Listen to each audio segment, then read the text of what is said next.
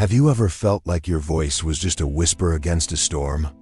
Like you were standing up for something you believe in, only to face a wall of power that seems impossible to move? We're often told to be agreeable, to compromise, to say yes to keep the peace.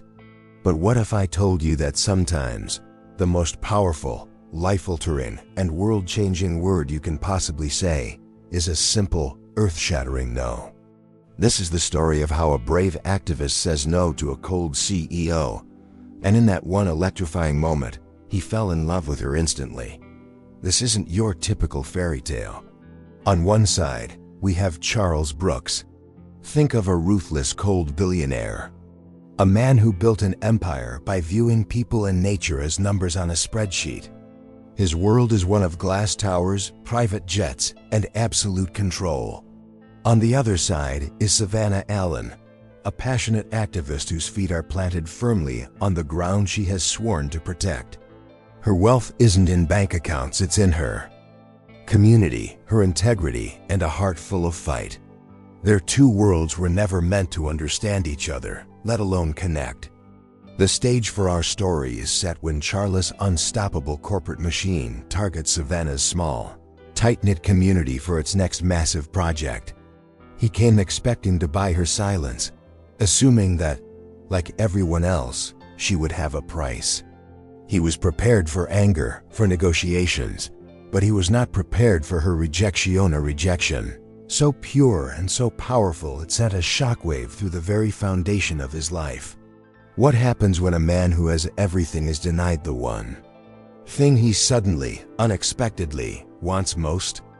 This is a story that will grab you and not let go. It's an emotional journey filled with unexpected love, shocking plot twists, and the kind of redemption that feels truly earned. It's a reminder that destiny works in mysterious ways, and that sometimes the greatest strength is found in kindness and the courage to stand your ground. So get comfortable and let's dive into this incredible love story. And as we begin, we'd love to know how far our story is traveling tonight. Please drop a comment and let us know what beautiful city you're watching from. Don't forget to like this video, subscribe to our channel so you don't miss what happens next, and please share this with someone who you think will be touched by this story. You know, it's funny how a single word, a simple no, can shatter a world built on yes. For a man like him, a formidable CEO used to bending reality to his will, that tiny word was a grenade. It wasn't just defiance, it was a sound he hadn't truly heard before. In that echo, an unexpected love story began to write its first, hesitant line. It wasn't supposed to happen. He was the cold billionaire, she was the opposition. But destiny, it seems, has a wicked sense of humor and a flair for the dramatic. He stood there, on a stage he owned, in a room full of people he could buy, and for the first time, he felt small. This brave activist, with fire in her eyes and nothing but conviction in her pockets, had done the impossible. She had rendered him speechless. It was a surprise, to say the least, a genuine, system-shocking surprise that his money couldn't buffer. The moment was deeply emotional, a strange mix of fury and fascination that tangled inside him, pulling at threads he didn't even know existed. Her rejection wasn't just about his proposal, it was a rejection of his entire universe. He saw it in her unyielding stare. There was no fear, no angle, no hidden price. This wasn't a negotiation tactic, it was a declaration of war from a place of pure integrity. He had built an empire on predicting human behavior, on knowing that everyone eventually folds. And yet, this woman, Savannah Allen, remained standing. It was a plot twist his calculating mind simply couldn't process in the moment. It's moments like these that redefine a man. He had faced down corporate raiders and hostile boards, but this felt different. This was personal. The sheer force of her will left him feeling strangely exposed, almost like a humiliated woman left at the altar of her own ambition. He, Charles Brooks, the master of the game, had just been completely outplayed. And the most infuriating part? He was utterly captivated. This wasn't business anymore, it was something far more dangerous. He watched her walk away, the crowd parting for her like the Red Sea. She hadn't just won the argument, she had won the room without spending a dime. The air crackled with the fallout of her courage, and in that charged silence, Charles felt a seismic shift within him. A strange, unwelcome warmth began to thaw a part of his soul had long thought frozen solid. This activist was more than just a problem to be solved, she was a revelation. What on earth was this feeling? It was a volatile cocktail of anger, admiration, and a bewildering sense of connection. He knew, with a certainty that chilled him more than any boardroom battle ever could, that this was far from over. He had to understand what made a person like her tick. He had to know why her no felt more valuable than any yes he had ever bought. His world, once a fortress of cold, hard facts, now had a gaping hole in its defenses. Let's be clear, Charles. Brooks didn't become a cold billionaire by accident. He was a master architect of a world where everything had a price tag. Forests were just timber futures, rivers were potential energy sources, and communities were simply labor pools, or more often, obstacles on a spreadsheet. This ruthless CEO viewed the planet as his personal chessboard, and people? Well, they were just pawns to be moved or sacrificed for the checkmate of profit. His next big project was no different. It was a monument to his ambition, built on this cold philosophy. He moved through life with a chilling detachment, a man who had successfully firewalled his heart from his business. To him, emotion was a liability, a flaw in the system to be exploited in others, never indulged in himself. His empire was forged in the fires of hostile takeovers and brutal restructuring, each victory reinforcing his belief that compassion was a currency for fools. This project was set to be his legacy, a testament to his power to reshape the world in his image, no matter the cost to the earth or its inhabitants. You see, in his mind, this wasn't evil, it was simply efficient. Charles operated on a level of pragmatism that few could stomach. He truly believed he was improving the world by creating jobs and driving progress. And if a few trees or a small town stood in the way, that was the unfortunate but necessary price. He wasn't just a CEO, he saw himself as a titan, a force of nature, in his own right, whose vision was grander and more important than the sentimental attachments of the little people. His days were a blur of numbers, projections, and calculated risks. He had a gift for seeing the path of least resistance to the greatest reward, and that path often cut straight through someone else's home or heritage. The concept of community was abstract to him, a variable in an equation, not a living, breathing thing. This emotional disconnect was his greatest weapon, allowing him to make decisions that would make other men lose sleep. He was in every sense a machine built for corporate conquest. The irony, of course, was that in his quest to acquire everything, he possessed nothing of real value. His life was a sterile landscape of glass towers, private jets, and hollow relationships. He surrounded himself with people who reflected his own ambition, who spoke his language of power and profit. It was a world devoid of the very things that made life messy, unpredictable, and ultimately meaningful. He was the undisputed king of an empty gilded castle. And so, he approached this new project with the same unwavering, cold resolve. He had anticipated protests, legal challenges, and even bad press. He had a strategy for all of it, a playbook that had never failed him. What he had not anticipated, what he could never have factored into his equations, was a single brave activist, whose spirit was one resource he could neither quantify nor exploit. A variable was about to break his entire system. Now let's talk about Savannah Allen. She was the polar opposite of Charles' cold, calculated world. For her, the world wasn't a resource to be carved up, it was a home to be cherished. She wasn't Just an activist by title, it was the very fiber of her being. Her life's work was woven into the fabric of the small community, now sitting in the crosshairs of Charles' corporate machine. She fought for the ancient trees, the clear river, and the families who had lived there for generations, seeing them not as assets, but as sacred trusts. Her passion wasn't born from anger, but from a deep, abiding love. She knew the names of the kids who played by the creek and the stories of the elders who sat on their porches. Savannah saw the intricate web of life that connected every person, every plant, and every animal in her valley. It was a richness that couldn't be measured in stock prices or quarterly reports. This dedication made her a fierce protector, a guardian, against the encroaching shadow of corporate greed embodied by the powerful CEO. People were drawn to her, not because she was the loudest voice, but because she was the most genuine. She didn't just talk about community, she built it. You'd find her organizing potlucks, replanting riverbanks, and checking in on neighbors. Her brand of activism was rooted in kindness and tireless effort, a stark contrast to the boardroom battles Charles was used to. She believed that the greatest strength came from connection, a concept entirely alien to a man like Charles Brooks. This fight, for her, wasn't just about one project. It was about standing up for a way of life.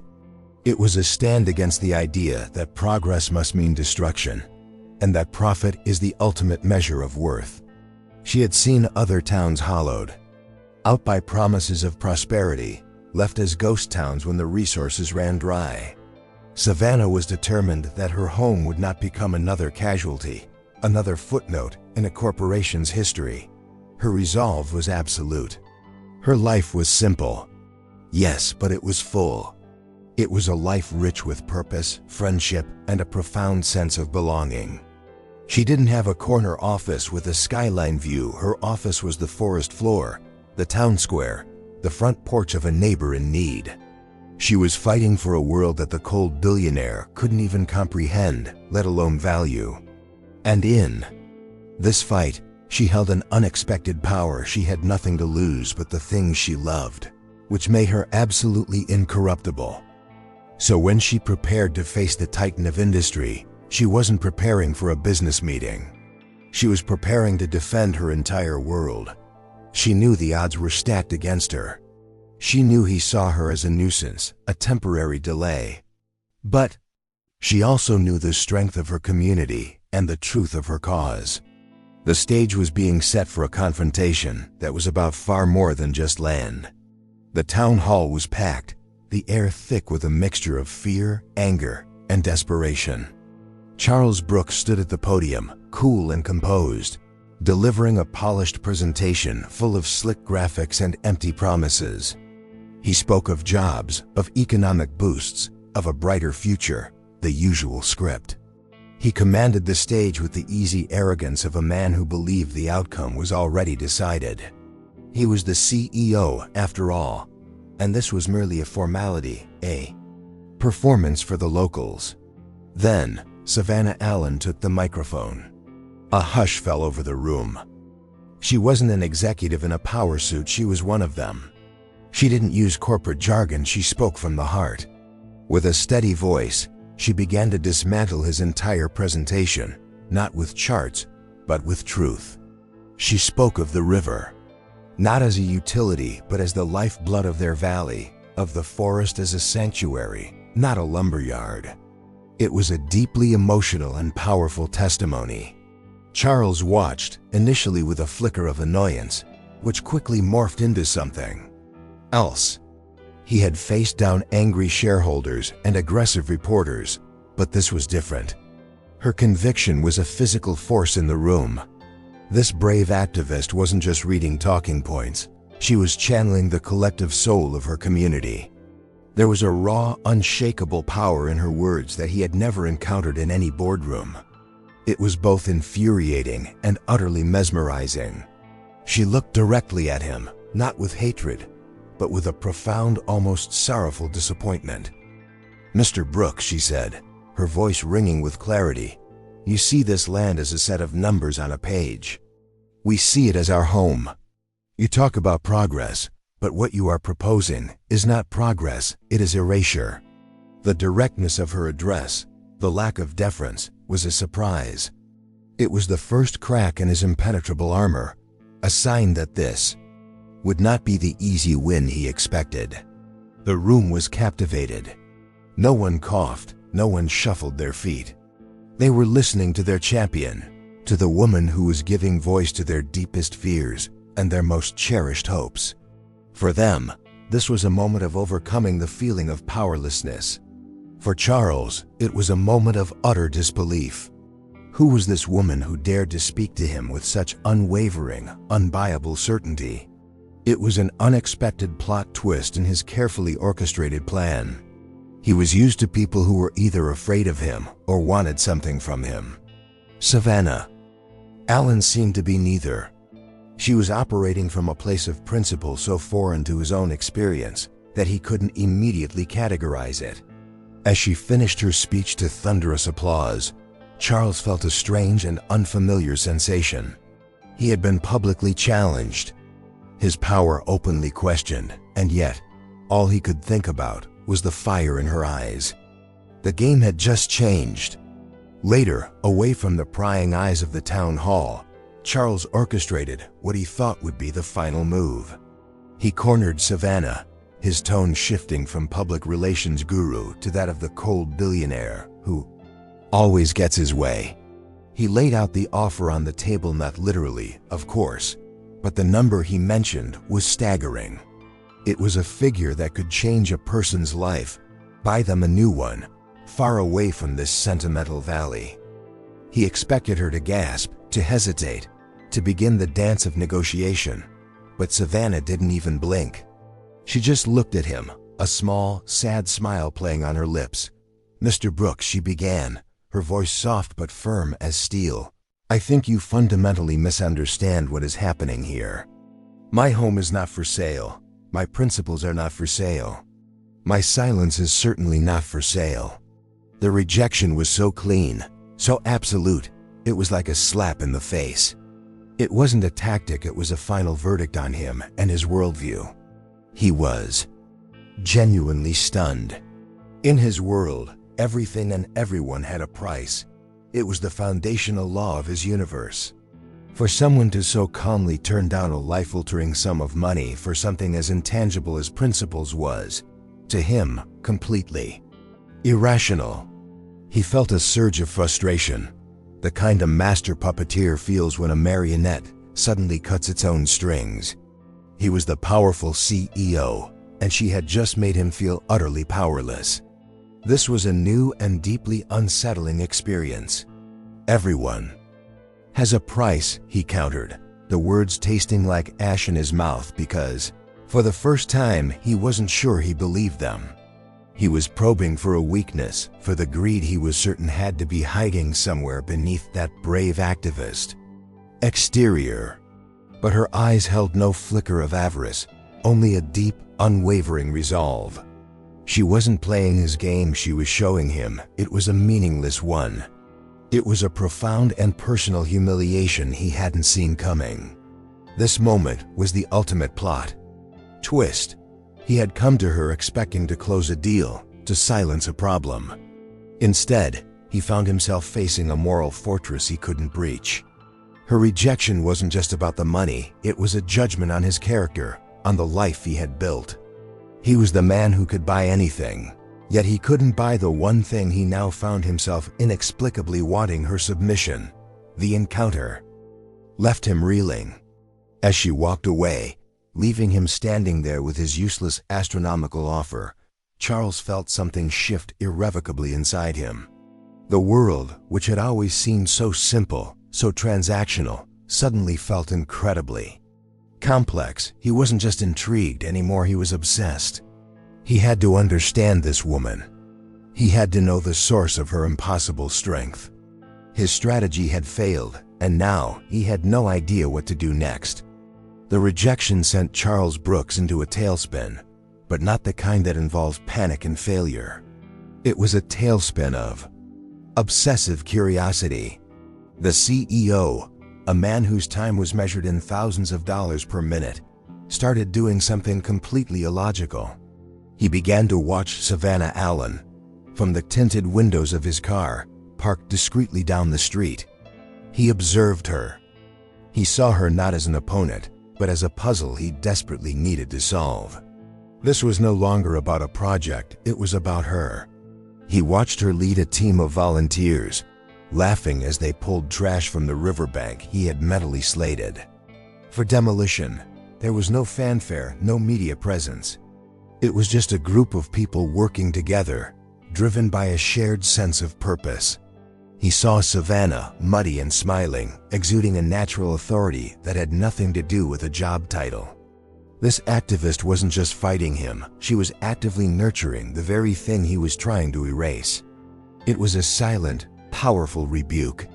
One afternoon, he saw her at the small, underfunded animal shelter, gently tending to a dog that had been abandoned. There was a tenderness in her movements, a genuine kindness that he rarely witnessed. It was a quiet moment, unremarkable to anyone else, but for Charles, it was a revelation. He built things, he acquired things, he demolished things, he never nurtured. This simple act of compassion was more foreign to him than any complex financial derivative, and it struck a deeply emotional chord. He found himself thinking about her at odd hours. During high-stakes board meetings, his mind would drift to an image of her pulling on work gloves or calming a frightened animal. The world he was observing was so different from his own. It was authentic, messy, and grounded in a sort of grace he couldn't define. This secret surveillance began as a mission to find a weakness, a lever he could use. Instead, he was finding a strength he couldn't comprehend. This was the beginning of a strange, unexpected love story, though he would never have called it that. For now, it was an intellectual obsession, a need to understand the anomaly she represented. But with every passing day, the line between intellectual curiosity and personal fascination blurred. He was seeing a richness in her simple life that his billions had never afforded him. He saw a woman who was truly wealthy in ways he was only beginning to grasp. He was the cold billionaire spy, gathering intel on his target. But the more he watched, the more the roles seemed to reverse. She wasn't the one being exposed, he was.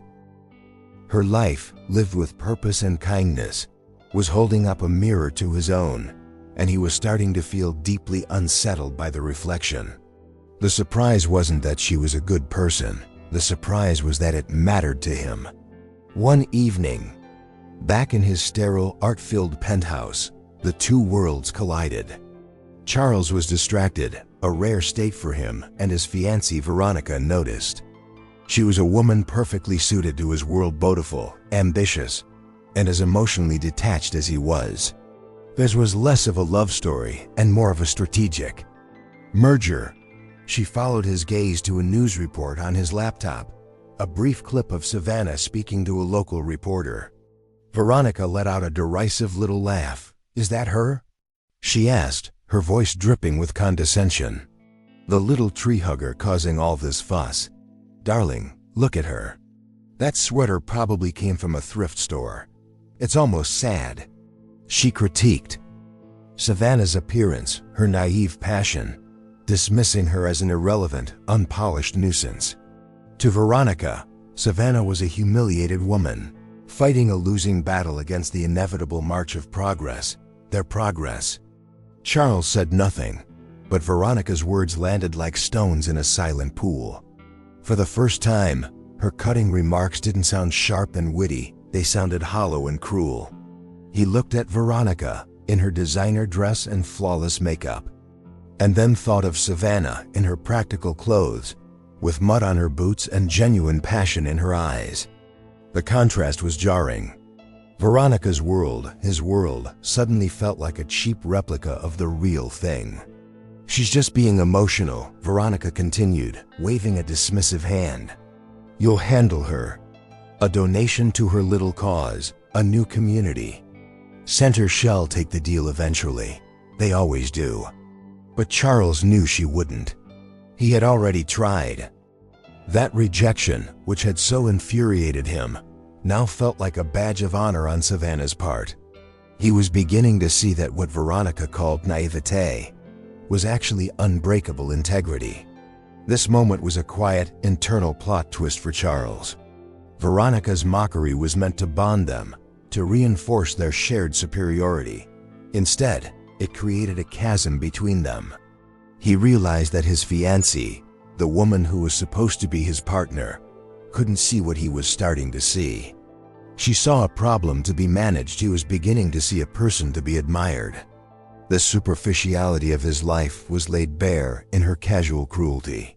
He felt a sudden, fierce, and completely illogical need to defend Savannah, though he remained silent. The conversation crystallized a growing discontent within him. He was living in a world of surfaces, of transactional relationships and calculated alliances. Savannah, the brave activist, lived in a world of substance, and he was standing at a crossroads, realizing with a jolt that he was on the wrong side of the divide. He knew he had to talk to her again, but this time, not as a CEO, driven by this newfound urgency. Charles did something even more out of character than spying. He engineered a meeting, but not in a boardroom or a lawyer's office. He found out which small cafe Savannah frequented in the mornings and arranged to be there, sitting alone at a corner table. He wanted to meet her on neutral ground, away from the power dynamics of their last encounter. He wasn't the CEO, here he was just a man with a coffee, a detail he hoped shed notice. When she walked in, he felt a jolt, an anxious flutter he hadn't experienced since he was a teenager. This was absurd. He was Charles Brooks, but the powerful, cold billionaire persona felt like a poorly fitting suit right now. He waited for her to get her order, then coincidentally caught her eye. "Miss Allen," he said, his voice calmer than he felt. "Fancy meeting you here. I wonder if I could borrow a moment of your time." It was a carefully crafted line, designed to be disarming. To his surprise, she didn't immediately refuse. She hesitated, her eyes searching his for a trap. She saw the powerful CEO, yes, but perhaps she also saw something else, a crack in the facade, a flicker of genuine curiosity. With a slow nod, she sat down, placing her mug on the table like a shield. The air between them was tense, a silent battlefield of unspoken questions and assumptions. This was a risk for both of them. "I don't have my checkbook with me, Mr. Brooks," she said, her voice even but with an edge of warning. It was a test. He met her gaze directly. "I'm not here to make you an offer, Savannah. I'm here because I need to understand." He let the sentence hang in the air, an admission of something he wasn't even sure he understood himself. It was the truth, and its simplicity seemed to catch her off guard. It was the beginning of a real conversation. He wanted to know what drove her. He had assumed it was anger, a righteous fury against corporations like his, but he was starting to suspect it was something else entirely. This wasn't a strategic move to gather intelligence for his project anymore. This was a personal quest. He was a man who had spent his life deconstructing things to find their value, and now he was trying to deconstruct a human spirit, hoping to find its source. The atmosphere in the small cafe felt charged with a strange destiny. Two people from completely opposite universes, sitting across a small wooden table, the scent of coffee and baked goods around them. This was the true beginning of their unexpected love story. Not in a dramatic confrontation, but in a quiet, uncertain truce. He was taking the first step off his throne, and he had no idea where the path would lead. He just knew he had to follow. He expected a lecture. He was braced for a tirade about corporate greed, environmental destruction, and social injustice.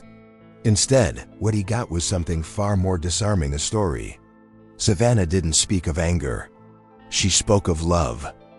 She told him about the annual town picnic, about Mrs. Gable's legendary apple pies, about the way the community rallied when the Johnsons' barn burned down. She painted a picture not of a cause, but of a home. Her words were simple, but they carried a weight that Charla's financial reports never could. She described the feeling of watching the sunrise over the valley, the same view her grandmother had seen. She spoke of the river as a place where she'd learned to swim, to fish, to just be. It wasn't an abstract environment, it was a part of her. A living entity full of memories and meaning. This activist was powered by a profound sense of connection had never known. Charles listened, truly listened, perhaps for the first time in his adult life. He forgot he was a CEO and she was an obstacle. He was just a man listening to a woman describe a world of wealth he couldn't measure. The richness she spoke of had nothing to do with assets or market value. It was a wealth of belonging, of shared history, of mutual care. It was a kindness woven into the fabric of daily life, something he'd only ever read about. He realized with a startling clarity that his entire life had been about acquisition, while hers was about preservation. He built walls, and she built bridges. The surprise wasn't that her world existed, but that it was so much more compelling than his own. He saw his penthouse, his art collection, his army of lawyers, and for the first time, it all seemed so incredibly poor in comparison. He was the cold billionaire, and he was spiritually bankrupt. The conversation was a deeply emotional experience for him. He felt a pang of something he could only describe as envy, quickly followed by a sense of deep loss for a life he'd never considered, let alone lived. He had spent decades chasing a hollow version of success. Savannah with her thrift store sweater and her fierce love for a small patch of land was infinitely richer than he would ever be. This was a truth that settled deep in his bones. As they talked, the tension between them slowly dissolved, replaced by a fragile, unexpected intimacy. He saw not an adversary, but a teacher. And he was a student who had just realized he knew nothing at all. He left the cafe that day a different man. The project, his legacy, his entire empire, suddenly seemed secondary to the question that now consumed him: how does a man like him find something real? The path to redemption had begun, and it started with her. Destiny has a funny way of testing a person's resolve. A few days after their cafe meeting, a minor disaster struck the community. A sudden storm caused the roof of the small animal shelter, very one Charles had seen Savannah Allen collapse, leaving it flooded and uninhabitable. The cost of repairs was modest by his standards, but for the shelter, which ran on shoestring donations, it was a catastrophic blow. He saw the news on the local website, a picture of a distraught Savannah standing in the wreckage. Something in him snapped. It wasn't a calculated decision or a strategic move. It was an impulse, a gut reaction that bypassed his logical brain entirely. He saw her face, etched with worry and determination, and he felt an overwhelming urge to fix it. He thought about the kindness he'd seen her show that abandoned dog, the passion in her voice when she spoke of her community. Leaving her to struggle felt, for some reason, unbearable. So the ruthless CEO did something utterly out of character. He made a call. Through a series of lawyers and shell accounts, a large anonymous donation appeared in the shelter's bank. Account more than enough to cover the repairs, and then some. No strings attached, no press release, no credit taken. It was a ghost's act of kindness, a secret gesture from a man who lived his life in the spotlight. For the first time, he used his immense wealth not to acquire, but to heal. This act was a surprise, even to himself. He felt a strange, unfamiliar warmth spread through his chest, a feeling of satisfaction that had nothing to do with a rising stock price or a successful acquisition. It was clean, it was pure. He had done something good, simply for the sake of it. This was a new and intoxicating sensation for the cold billionaire. It was his first, tentative step on the long road to redemption, a concept he was only just beginning to understand. He imagined the look on Savannah's face when she heard the noosed relief, the joy. And for some reason, that image was more valuable to him than any bonus he had ever received. He was helping his enemy, the very activist who stood in the way of his grand project. The irony was not lost on him. It was a massive plot twist in his own life's narrative, and he was the one writing it. He told no one, not his fiancée, not his board. It was his secret. A secret connection to her world, a world he was increasingly drawn to. He didn't know what this meant or where it was leading. He just knew that in that moment, protecting a small piece of her world felt more important than building his own. But secrets, especially in a small town, have a way of coming to light. It didn't take long. In a small town, a donation of that size, even an anonymous one, raises questions. Savannah, being the practical activist she was, felt that a miracle of this magnitude deserved some investigation. With the help of a tech-savvy friend and a friendly contact at the local bank, she started pulling at the threads. And after a few days of digging, the trail led to a place she never would have expected: a holding company owned by Brooks Enterprises. The anonymous donor was Charles. Her first reaction was not gratitude, it was pure, unadulterated confusion. This made no sense. This was the man trying to bulldoze her valley, the cold billionaire who saw her community as a line item on a budget. Why would he secretly save the animal shelter? It had to be a trick, a strategy. Was he trying to buy goodwill? To make her look like a hypocrite for taking his money? Her mind raced, searching for the angle, the hidden agenda. Armed with this bewildering discovery, she stormed to his temporary local office. There was no appointment. She bypassed the secretary and pushed open the door to his office, finding him staring out the window, looking more pensive than she had ever seen him. He turned, and the surprise on his face was genuine. "Savannah," he said, standing slowly, "what can I do for you?" His calm demeanor only fueled her inner turmoil. "The shelter," she said, her voice tight with a mix of anger and confusion. "The money. It was you." It wasn't a question, it was an accusation. She watched his face for any sign of deceit, any flicker that would reveal his true motive, but she saw none. He simply held her gaze, a complex emotional expression in his eyes that she couldn't decipher. The powerful CEO looked almost vulnerable. This was a side of him she did not know how to handle. His silence was more unnerving than any lie. He wasn't denying it. He wasn't spinning it. He just stood there, accepting her accusation. "Why?" she finally asked, the single word loaded with 100 other questions. "Why would you help me? What game are you playing? Who are you?" The confrontation was not the fiery clash she had anticipated. It was a quiet, intense moment of reckoning that left her feeling completely off balance. This was the ultimate plot twist for her. The man she had cast as the villain, the symbol of everything she was fighting against, had just performed an act of selfless kindness. The lines were no longer clear. The world was no longer black and white. He was a paradox, a contradiction she couldn't solve. And as she stood there, searching for answers in the eyes of the cold billionaire, she began to realize this story was far more complicated than she ever imagined.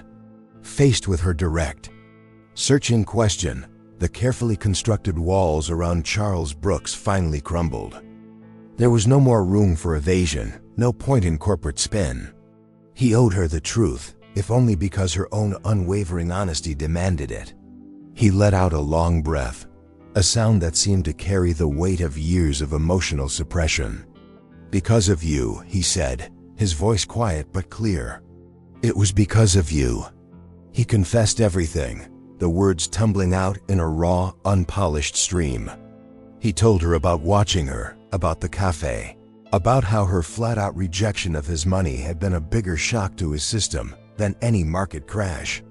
He admitted that her integrity, her sheer, unshakable sense of right and wrong, had forced him to look at his own life and see its profound emptiness. He was the most powerful man he knew, and he felt like a fraud. "You have something I can't buy, Savannah," he admitted. the emotional confession leaving him feeling utterly exposed. You have a purpose that isn't tied to a bottom line. You live in a world that's real. My world, it's a fabrication. A series of transactions.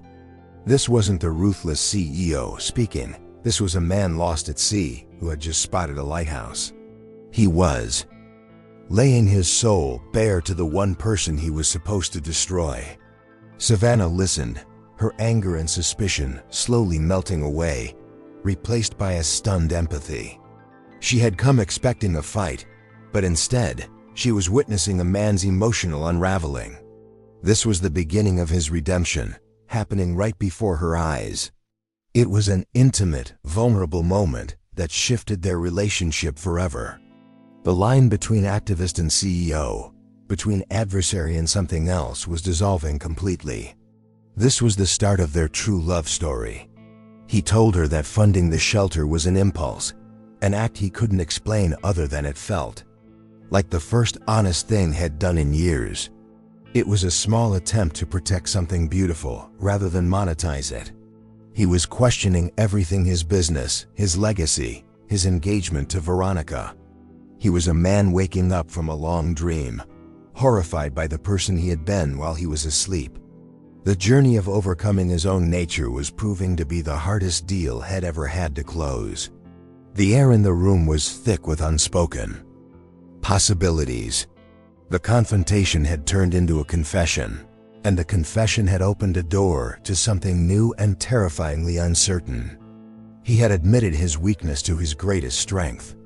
He had shown her the man behind the monster, and now neither of them knew what came next. All they knew was that the battle lines had been washed away, leaving them standing on common, albeit shaky ground. News travels fast in the corporate world, especially news of a multi-billion-dollar project stalling. The board of directors for Brooks Enterprises was getting restless. Profits were being delayed, shareholders were asking questions, and the CEO, their shark, seemed to have lost his bite. His hesitation was a scent of blood in the water, and the other sharks began to circle. They sensed his wavering commitment, his strange new fixation on the local opposition. Veronica, his fiancée, was the first to confront him directly. Her patience had worn thin. This was not just about business for her. His power was intrinsically linked to her own status and future. "What is wrong with you, Charles?" she demanded. One night, her voice cold as ice. "This is not who you are. This emotional crisis is costing us millions. This little activist has you running in circles. Are you a cold billionaire, CEO, or some charity worker?" The pressure mounted when the board called an emergency meeting. It wasn't a discussion, it was an ambush. They presented him with an ultimatum. Stark and brutal: crush the opposition, get the permits, and break ground within the month, or they would invoke the clauses in his contract to have him removed. They would replace him with someone who could get the job done, someone who wouldn't let a sentimental activist stand in the way of progress. He was being backed into a corner by the very machine he had built. The people he had put in power, who shared his old, ruthless philosophy, were now turning it against him. They saw his newfound conscience not as growth, but as a fatal flaw. For them, his potential redemption was a liability that the company could not afford. He was being forced to choose between his empire and his soul. The ultimatum was a declaration of war. His board, his fiancée, represented the man he used to be. They were the ghosts of his past, demanding he sacrifice his future. The choice was clear: destroy Savannah Allen and everything she stood for, or lose everything he had spent his entire life building. The weight of this decision was immense, a crushing pressure that left him feeling isolated and tormented.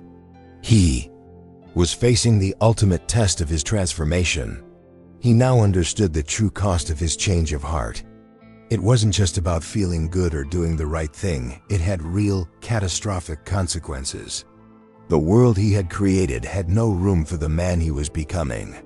He was trapped between two irreconcilable futures, and time was running out. The path of overcoming his past was now blocked by a wall of his own making. The ultimatum echoed in Charles' mind, a constant, tormenting drumbeat. He walked through his opulent penthouse, but the priceless art and skyline views brought him no comfort. They felt like decorations in a very expensive prison cell. He had the power to sign a single piece of paper to unleash an army of lawyers and bulldozers that would wipe Savannah's world off the map. He could win the war, secure his position as CEO, and prove to his board that the shark was still a shark. But the thought of it made him physically ill. He pictured the river turning muddy, the ancient trees falling, the community center being torn down, and at the center of that destruction, he pictured Savannah's face. Not her angry, defiant face from the town hall, but her face in the cafe, soft with passion as she spoke of her home. The face that lit up with confused gratitude when she confronted him about the shelter. Destroying her world felt like an act of self-mutilation. He realized with a terrifying clarity that she was the only authentic thing he had ever encountered. His career was a game of smoke and mirrors. His relationship with Veronica was a strategic alliance. His friendships were transactional. Savannah, with her fierce kindness and unwavering principles, was real. She was the anchor that had stopped his drift in a sea of superficiality. To destroy her was to cut that anchor and be lost forever. This was the core of his torment. It wasn't just a business decision anymore, it was an existential one. What was the point of owning the world if you had to destroy the only part of it that felt true? The cold billionaire was locked in an emotional battle with the man he was becoming. The stakes were no longer profit and loss, but redemption and damnation. This was a love story that might demand the ultimate sacrifice from him. He was trapped in a plot twist of his own making. By allowing himself to feel, by opening himself up to her influence, he had created an impossible dilemma. The path to keeping his empire required him to become the monster he no longer wanted to be. The path to becoming the man he wanted to be required him to give up the only life he had ever known. It was a cruel irony, a checkmate designed by destiny itself. He spent the night sleepless, pacing the floor, the city lights below mocking his inner darkness. He had to make a choice. Would he save his kingdom or his soul? He kept coming back to one simple, terrifying thought: if he signed that order, he would be betraying not just Savannah Allen, but the very possibility of his own redemption. The choice would define him once and for all. Savannah sought him out. She had heard the rumors swirling through the town, the whispers of renewed corporate pressure. She found him walking by the very river he was supposed to destroy, looking like a man carrying the weight of the world on his shoulders.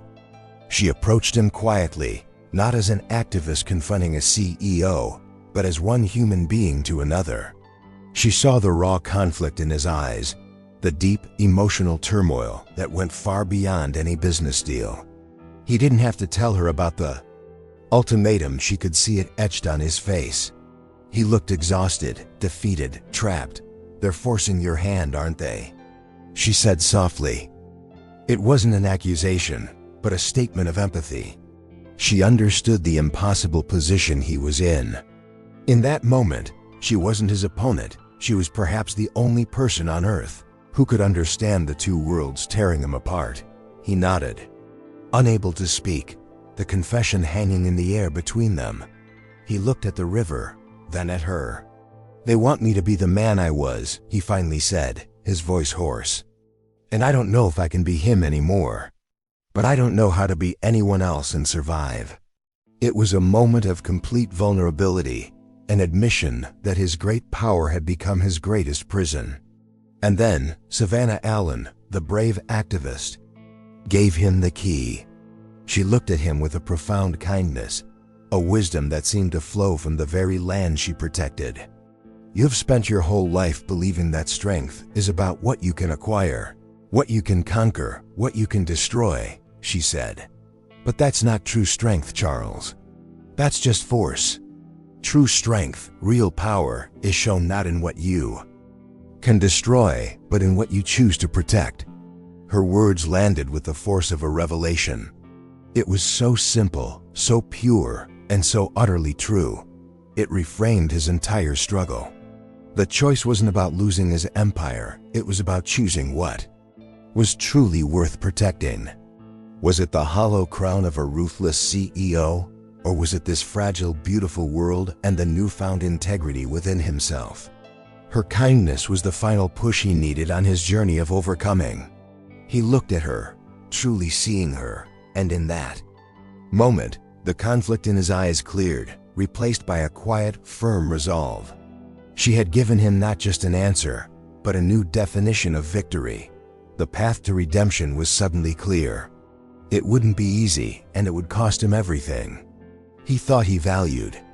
But for the first time, he knew what he had to do. The plot twist was complete.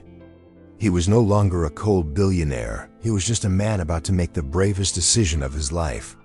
The press conference was set. The board of directors stood behind Charles, smug and expectant. Veronica was in the front row, a triumphant smile on her face, ready to celebrate their victory. The media had gathered, cameras flashing, anticipating the announcement that the opposition had been crushed. The stage was set for the return of the ruthless CEO. Charles Brooks stepped up to the podium, his face unreadable, and a hush fell over the room. He looked out at the sea of faces, his gaze lingering for a moment on Veronica's, then sweeping over the smug board members. He took a deep breath. "Good morning," he began, his voice steady and strong. "I have an announcement to make regarding the controversial Pine Valley project. After a great deal of consideration, and after having my own perspective profoundly changed, I am announcing that the project is canceled, permanently." A collective gasp rippled through the room. The board members stared in disbelief, their jaws slack. Veronica's smile evaporated, replaced by a mask of pure shock and fury. Before anyone could react, Charles continued, his voice gaining power.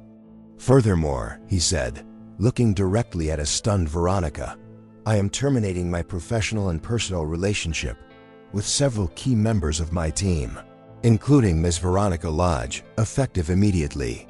Her vision does not align with the new direction of this company." The room erupted into chaos. It was a plot twist no one saw coming. But Charles wasn't finished. He held up a hand for silence. "For my entire life," he declared, his voice ringing with newfound conviction, "I measured wealth in dollars. I was wrong." He then spoke of the valley, of its community, and of the brave activist who had fought for it. He spoke of kindness, integrity, and the richness of a life lived with purpose. "A woman named Savannah Allen," he announced to the stunned world, "a passionate and brave activist, taught me what true wealth is. It's not in our stock price, it's in our integrity. It's not in what we build, it's in what we protect." He was dismantling his own empire on live television, performing the ultimate act of redemption. He was choosing her, her cause, and his own soul over everything he had ever built. He ended the press conference and walked off the stage, ignoring the shouts of reporters and the furious glares of his no-former board. He didn't look back. He knew where he was going. He was leaving behind the world of the cold billionaire to step into the uncertain, but authentic, world that Savannah had shown him. Their unexpected love story was no longer a secret or a question. It was a public declaration, a new beginning forged in the fires of the empire he had just burned to the ground. And just like that, an empire built on cold, hard cash was transformed by a love that no one, least of all the man himself, ever saw coming. What an incredible journey we've been on together. We watched a ruthless CEO, Charles Brooks, a man who had the world at his feet, realize that his entire kingdom was empty. We saw him tormented by his own past and ultimately choose a path of redemption, proving that it's never too late to change. It's a powerful reminder that the greatest plot twists often happen within the human heart. We also cheered for Savannah Allen, the brave activist who stood firm in her beliefs. She showed us that true strength isn't about power or money, but about integrity, kindness, and the courage to protect what you love. Theirs was an unexpected love story, born from conflict and forged in the discovery of shared humanity. It's a testament to the idea that sometimes the very person who turns your world upside down is the one who finally sets it right. This story was an emotional roller coaster, from that initial tense rejection to the final shocking press conference. We want to know what you think. What was the moment that impacted you the most? Was it the quiet kindness of the anonymous donation? Or was it that final, powerful speech? Let us know in the comments below. And tell us, did you see that ending coming, or were you expecting a different desfecho? We read every comment and love hearing your take on the story. If this story of love, courage, and overcoming touched your heart, please give this video a big thumbs up. It truly helps us reach more people. And if you haven't already, what are you waiting for? Hit that subscribe button and ring the bell so you never miss our next video. We have so many more stories to share with you. While you wait, feel free to explore some of the older videos on our channel. Thank you for being here with us today.